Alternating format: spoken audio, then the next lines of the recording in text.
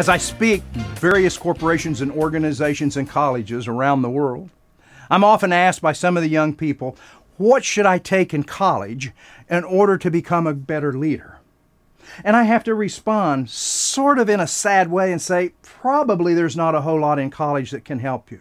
Because see, in college, they focus more on the IQ instead of the RQ, the reasoning skills. They teach you how to take a test. They don't teach you about the information of the test. And for sure, the majority of them have no real leadership courses. So I tell them, if you'll learn 4 skills, just 4 skills, then you'll be able to take on the environment of a leader. And these skills have to be learned in order to succeed.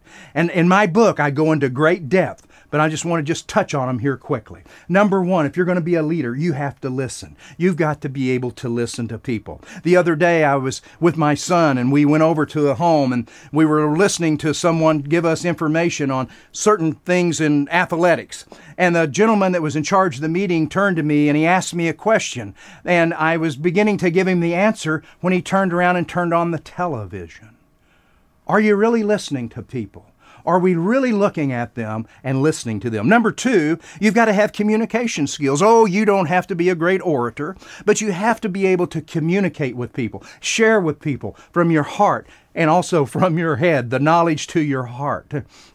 Then you have to have a relationship skills. Relationship skills are simply this: getting to know people.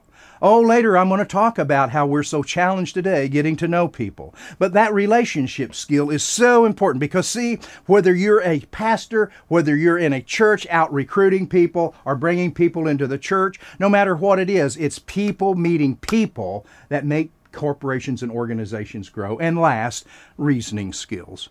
You must be able to reason.